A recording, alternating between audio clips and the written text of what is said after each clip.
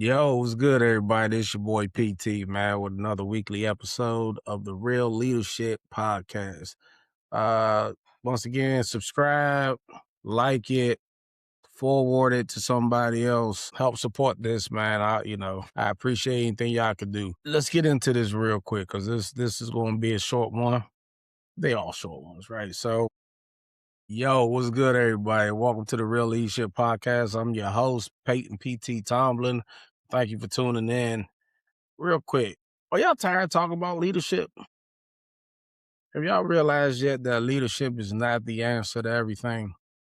You know, I sit here and we talk about leadership every time. I read books, I listen to podcasts.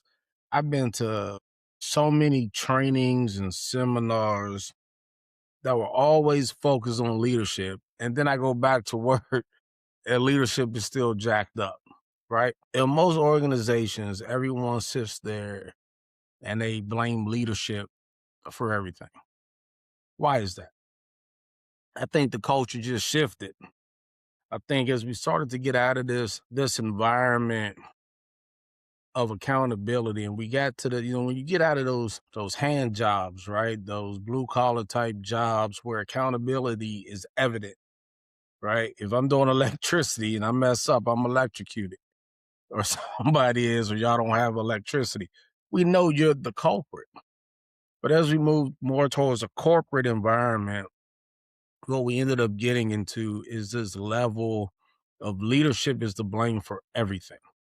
So if this is kind of similar to the episode I had last week, it's really just a follow on to that. Leadership cannot be to blame for everything in the corporate environment. And the reason why is because we're all professionals. And together we are supposed to create performance. Together we are supposed to produce whatever that thing is.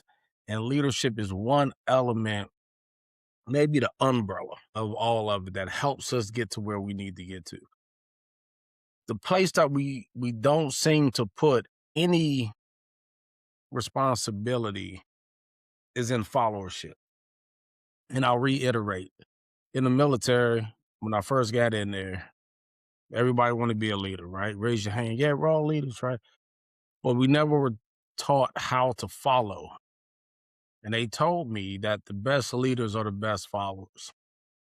And what I think a lot of people learn how to do, especially when we're children, is we learn to obey. So it wasn't that we followed our parents, we obeyed our parents because our parents were our everything. They were our disciplinaries. They're our parents. They didn't want you to ask a lot of questions, at least not in my era, right? So it's kind of the do as I say mentality and don't back talk me. Children are to be seen, that, yes, y'all understand how that saying goes. So, but that's not in the corporate environment. As we're moving into 2026 and this new generation is here, we don't talk about the followership. You have everyone saying that they're leaders and no one knows how to follow. And that is destroying organizations because the culture of the organization are the people who execute the work. The leaders play a role. They set vision. They make that they put guardrails around a culture, but the people who execute the work creates the culture. The middle management creates the culture. Leadership's going to say, "Hey, you can't go that far. We're going to bring it in." When I was in the military, we had in one of my organizations, we brought a PlayStation in. They brought in a pool, a little pool with water with the PlayStation. And it was like a beach theme or some type of theme that they were doing. And the commander allowed that to take place, right? That's the guardrails around the culture. That's the culture he wanted. That's the culture we had. Very friendly, a lot of fun, hanging out, but work got done. And that's how he created that. He could have came and said, "Nah, get that out of here. Y'all can't, what y'all doing? This is a place of work," right? That's a different culture. But the workers created the culture. Management supported it, make sure it was legal, discipline, whatever the case, but then the person at the top sees it. So what we do is, because we have moved to this blame leaders, blame leaders, blame leaders, the followers just complain all the time. And they're the problem. they are the ones, because they're the ones who create that culture, they're also the ones who destroy the culture. And I know people gonna disagree because we've been brainwashed to believe no, it's the leader. But if you are a leader, then you know that you probably came up with some good ideas before about how to change the culture and the environment. And someone in the execution state didn't like it, and therefore they didn't do it. And because they didn't do it and they got friends down there, then their friends didn't do it. Then they get to just talking whenever someone wants to do it. I remember we used to go out on morale events. We want to go play baseball. People still complain. Baseball, y'all doing that because y'all trying to make us have morale. Like you're mad at the fact that we're trying to make it a better place. So you kept fighting against it. And that's a you problem, right? That is a you problem when you start talking about uh why the organization isn't working, why everything sucks, right? But this is also because we don't raise people to be followers. We want to tell everybody they're leaders. I walked into a youth organization. These kids are 4 years old, and I said, not four. That's too far, right? These kids are like between 8 to 15, and I'm like, "Who's the leader here?" They all raise their hand, and I'm like, "Oh, what makes you a leader?" Well, I read books, and I do this, right? And it's like, oh, we're not even giving you the right definition of what leaders mean. But at this time in their life, they're followers who should be learning to lead themselves. And we're not focusing on that element. So when that gets into the work environment, they all think they have the entitlement to just say what they want and that it should happen because they are the leader. They have no authority, no responsibility, no knowledge, no anything. But yet all they do is complain and they don't know how to get on board with the direction of leadership. And it isn't that they disagree with it, they just never was told or taught that they should get on board with it. And that is one of the things that I learned in the military, is that I could question all I want. We could be behind closed doors with me and my commander or me and my chief or me, and we could talk and have those conversations. And I could tell them why I disagree and why I think this is the best course of action. And they can say, no, copy that. Walk out that door, we are aligned. Their mission, their vision is what I follow and what I implement to the rest of the team. And that's important for the team to see that we are aligned and then they were aligned. And that is key. But I was taught that early in the military. We don't teach that anymore because people think when you hear followership, you think weakness. You think lack of influence. You think, oh, it's just blind obedience. Whatever you say, you just expect me to do it. And you know what? I ain't doing that. You can't tell me that. I ain't going to do it. Well, in a corporate environment, you said you was going to do it when you took the money, when you signed the papers, when you said, yes, I'm a member of this team and this organization, then you have a part to play. Now, the great thing is you could rise up in that organization and then take on the leadership part or management part. You don't have to stay down in execution. But as long as you're down there, then you should know what we kind of expect from you. And I can tell you right now, I do not want blind obedience. I want to empower you. I want to give you the influence, but you have to show that you are in alignment with me as we're moving. And that's a thing that we have to start trying to develop people and let them know, like, you are in this space and there's nothing wrong with that space. The only thing that's the difference is because we're a team, the leadership, the management, the followership, we're a team in this triangle, right? That triangle is a team. There's no bigger piece or smaller piece. We're all the same size. So when you want organization performance, these three has to work together. You can't have leadership without management, but then have followership. It doesn't work. You can't have management and execution, but you got no vision, right? Like you can't have two out of the three and think it's going to work. And in your organizations, y'all know that. If your organization isn't operating at this full capacity, then you understand, I guarantee you blame somebody right now. Oh, it's middle management. Oh, it's leadership. Well, let me ask you this question. Have you ever looked at yourself to see if you were self-aware enough to know you didn't know everything? You don't understand the 3-5 year vision. You don't understand why these decisions were made versus the decision that you think they should have made. And if you believe that that's where you need to be, then work towards that. But in order to be great at that, you have to nail this right here, right? And that's the ownership of what it is. I got this definition right here that I'm gonna read for followership. This says followership is the responsibility to execute, take ownership, and support mission, even when you don't fully agree with the leadership. And that's the thing. You don't have to agree. In this construct of corporate America, in this construct of work, we don't have to agree. What I need you to do is know that you are responsible for the execution of what I say. These ain't more unmoral requests. I'm not giving you something illegal to go do. Now, that's a different conversation. But if I'm telling you, hey, we're going to go right, you're like, no, I just think left is it. Well, here's the crazy part. You could have been right. You could be 100% right. But at the end of it all, we still got to the same place. And if we didn't, and I took your road, you have no accountability for it.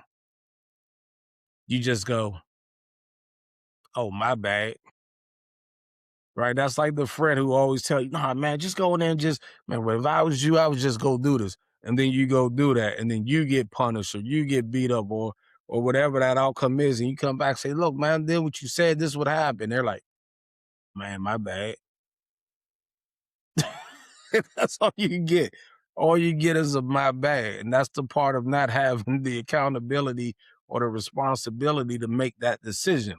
You get to just sit back and just brush it off your shoulder like, oh, my bad. I don't know why you would listen to me because I'm not up there. I don't know what they're talking about, right? And meanwhile, people out here getting crushed because you're giving this type of advice because you don't understand that all you had to do is disagree, but still follow and execute your task that you were given to the best of your ability. That's all. That's what you're supposed to do at that, right? But once again, what do we see in these organizations, right? They're complaining. They're what's that? The quit on duty, right? The passive resistance. Man, I ain't gonna do this. All they're gonna get, they only gonna get this from me. Undermining leadership. I ain't even gonna do that. I've seen this firsthand, which is crazy. When a leader gave a vision, management brought it. Well, it felt at the management level, not really the execution level, but management was like, they don't know what they're talking about. So I'm not going to tell the execution people to do it. And what you find yourself is in dysfunction, no clarity. Now you're at the bottom, like, what's going on? And you're asking questions like you're supposed to, and no one understands what's going on. So then you start getting these weird back channel conversations of trying to figure out and all the whispering about people and this and that and bringing things into the equation that has nothing to do with anything. The problem is a followership issue. That is the problem. If people just followed in their spaces, ask the questions, do all the things, come up, try to be more efficient, more effective, come up with solutions, take the ownership of it. Let the management empower you to do it. Ask for the empowerment to do so, right? At whatever level you are at, and then execute it and then show them what you are worth. That's your value to the team. In the military, that's important because if we don't have that, we die. We could die, right? If they say, hey, PT, you gotta identify this thing in 2 minutes. I'm like, 2 minutes? Man, I ain't got to, man. Man, I'm up 5 minutes, right? 3 minutes, they could have dropped the bomb somewhere. You see what I'm saying? Like when you don't understand fully what the consequences of your actions of saying no to it, then why would you say no to it? And that is the fault of you being unprofessional. That is the fault of you signing up, taking money, and then not doing what you are supposed to do. Then what happens is people sit back and go, I don't know why I ain't getting promoted. I've been here 15 years. I don't know why they getting promoted. Promotion don't come from being from time on the job. At least it shouldn't. But don't get me, we could talk about that's a whole nother podcast for later about the promotion requirements in a lot of these places and how they promote people. I just want to be clear though, right? I'm not telling you to be silent. I'm not telling you I would have that like honestly, when I was in my like every leader's a follower anyways, right? So even at my level in the military, I still had to answer to the commander. Even at my level now, I still got to answer to somebody else. And then the person I have to answer to still has to answer to somebody else, right? I used to be in meetings with colonels and they have to answer to the general. You see what I'm saying? So even your CEO has to answer to their board of directors. So there's always a follower element to it. There's a leadership element to it. But as you move up, you get bigger, you get a bigger vision and more say at the table. The further down you are, the less vision you have. So to be mad at the direction, you don't really even understand the direction or why it was made until you have the seat at the table. You won't get the seat at the table though until you can show people that you know how to be that team player. You're coming to work to make the mission work. You are here for the mission.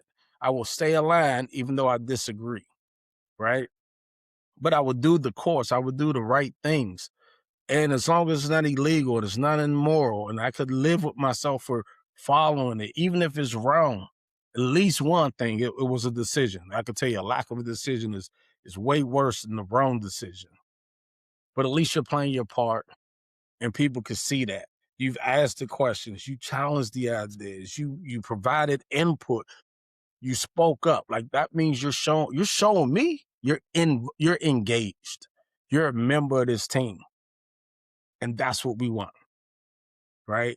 We read the books on leadership. I understand how to empower. Hopefully your organization does. And if they don't, well, that's a different conversation. We'll have again a different podcast on how to lead upward. But these are the things that we need. And seeing organizations that are just folding and crushing at the bottom because they're still trying to operate off of a command and control element of leadership with these high value, highly educated people, you're just at a certain level where your execution and your geniusness comes in down here.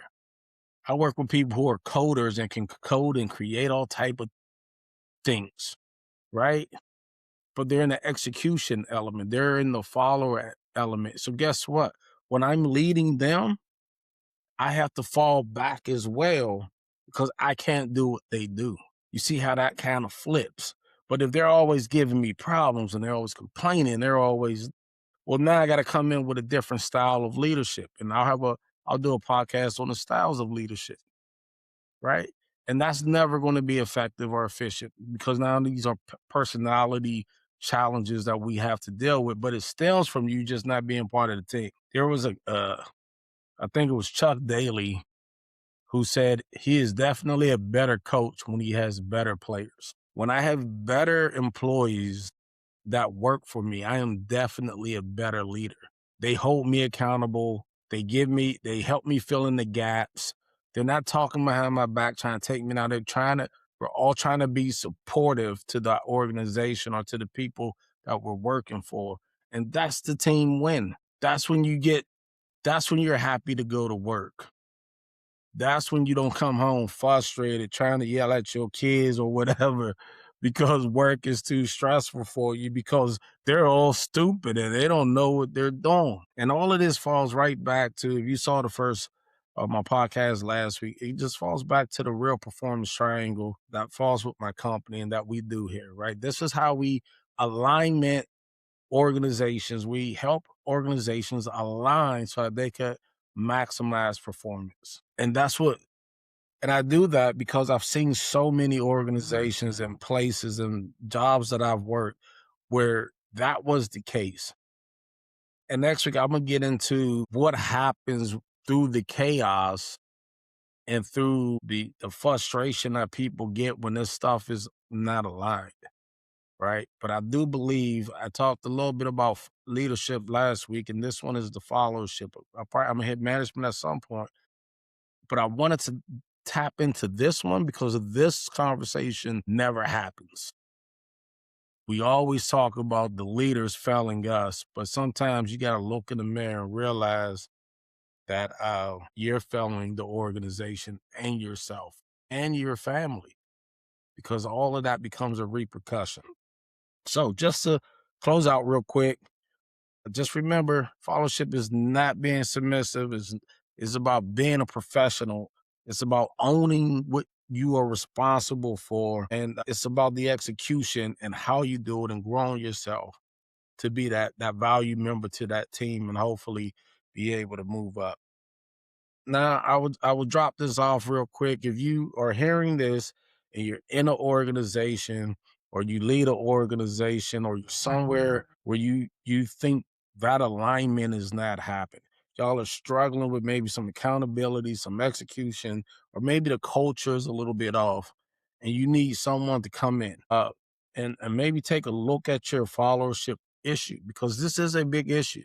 I can guarantee it across the world. This is the big issue. The pendulum went so far here that we forgot about here. But if that is it, and you think that you need help, man, definitely reach out to me. Reach out to my company at Real Leadership Solutions. I'll put the website in there in the notes.